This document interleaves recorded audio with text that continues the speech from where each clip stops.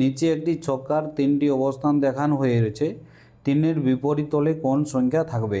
তাহলে এখানে দেখো একটি ছক্কার তিনটি অবস্থান দেওয়া রয়েছে। এটা 1 নম্বর অবস্থান, 2 নম্বর অবস্থান, এটা হচ্ছে তোমার 3 নম্বর অবস্থান। এখানে কি বলেছে, তিনের বিপরীত তলে কি থাকবে। তাহলে দেখো আমরা যদি 1 নম্বর এবং 2 নম্বরকে যদি আমরা তুলনা করি, তাহলে এখানে দেখো দুটো ডিজিট কমন রয়েছে, 1 1 3 3। ঠিক আছে, দুটো ডিজিট যখন কমন থাকবে তখন এদের রোটেশন অবশ্যই পরস্পর বিপরীত হতে হবে। এটা দেখো, এটা হচ্ছে তোমার অ্যান্টি ক্লকওয়াইজ, আর এখানে রোটেশন রয়েছে তোমার ক্লকওয়াইজ। তাহলে আমরা বলতে পারি যে দুটো সারফেস আনকমন থাকবে, যেমন এখানে 2 আর 5 হচ্ছে আনকমন, এই 2 আর 5 হবে 2 এবং 5 হবে পরস্পরের অপোজিট। ঠিক আছে, 2 এবং 5 হবে পরস্পরের অপোজিট।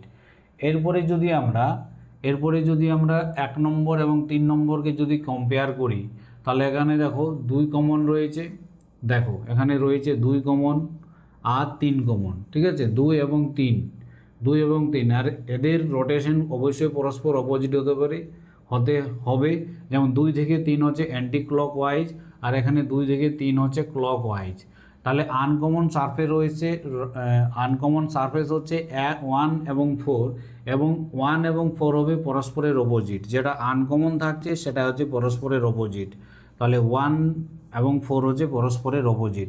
তাহলে এখান থেকে আমরা অবভিয়াসলি বলতে পারি যে 3-এর অপোজিট কত হবে না 6, কারণ একটা লুডুর ছক্কার 6টি সারফেস থাকে। ঠিক আছে, তাহলে যদি আমরা এখানে দেখো, এখানে 1 2 3 দ্বারা নাম্বার দ্বারা ডিনোট যেহেতু করা রয়েছে, তার মানে সারফেসের কাউন্টিং কী হবে, 1 2 3 4 5 6 পর্যন্ত হবে।